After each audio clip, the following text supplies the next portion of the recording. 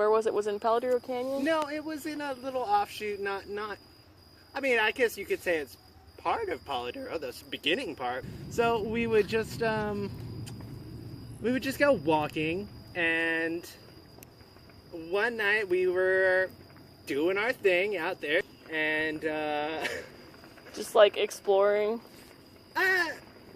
We would always take like cigars out there just to, hang out and smoke cigars. And so then at one point, me and my friend just looked at each other, kind of like a knowing, like, do you feel that? In fact, one of us said that. Do you feel that? And the other one was like, yeah. Like sort of an uncomfortable feeling. Yeah, just kind of like a you're being watched kind of feeling, like you're not alone anymore kind of feeling. And we looked at each other, and we looked.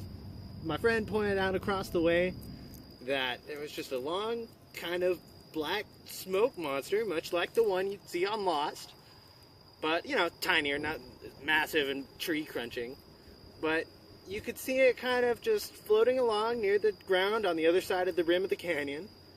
And you'd see it lift up what I would think would be called its head and just kind of sniff the air and go back down like it was like investigating for something. And me and my friend just both noped and headed on out, turned tail and went back home. The smoke monster, we didn't like run like little scared little kids. Literally, it was like these spider memes that you see. Just nope, turn around, walk away.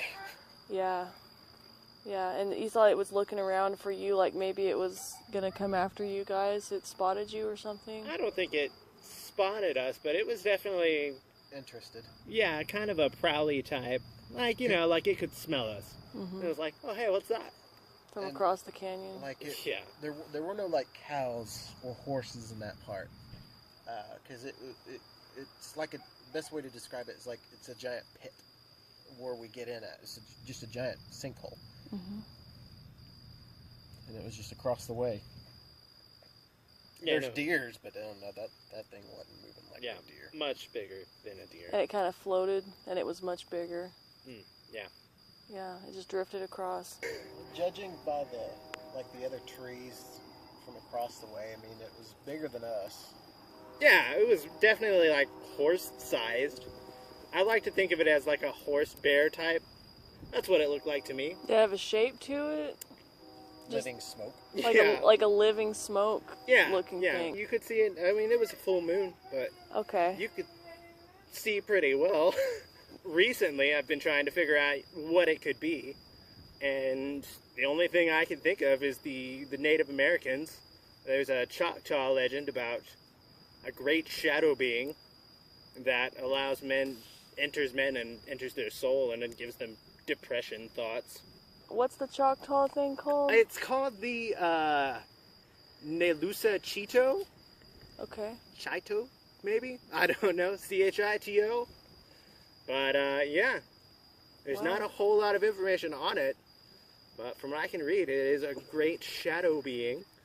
It looks a lot like smoke. What kind of, it was, I guess, good weather enough for y'all to be out there? Yeah, just a clear moon night. Full not a moon. Whole lot of...